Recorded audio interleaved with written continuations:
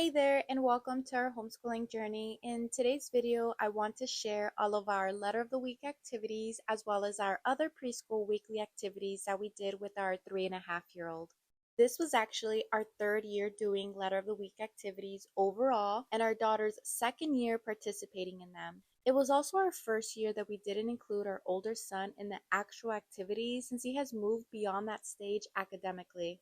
This was also the year that I truly began focusing much more heavily on phonics and letter sounds because it was a year that I fully realized just how important phonemic awareness was when it came to teaching our son how to read.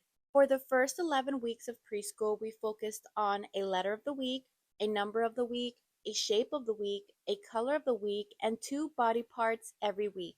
Then, during the next 10 weeks, we simplified things a little and focused mainly on a letter of the week and a number of the week. Overall, we covered numbers 0 through 20, 11 colors and shapes, and the alphabet through hands-on exposure and play.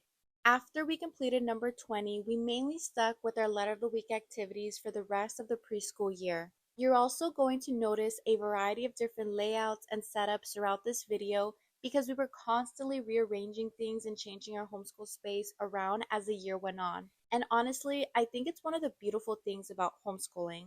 Your space and routine can evolve with your family. No matter what approach you choose to take, or whether you even decide to introduce letters and sounds before school age, I do think there's something really valuable about gentle exposure through simple weekly activities. Whether it's letters, numbers, colors, or shapes, introducing concepts naturally through play, repetition, labeling, music, and everyday life can make such a big difference over time. And to be honest, you don't really need a lot in order to homeschool or introduce phonemic awareness early on.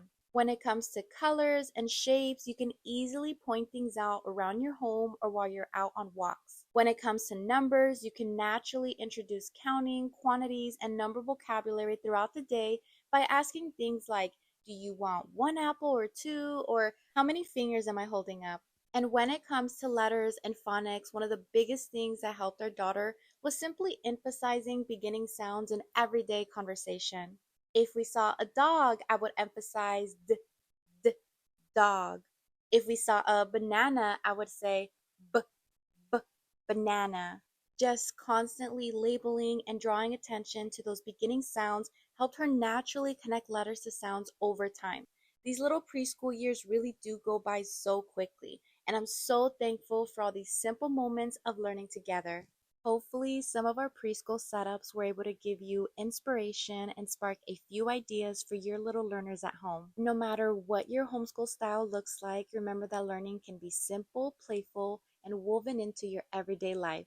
See you guys next time.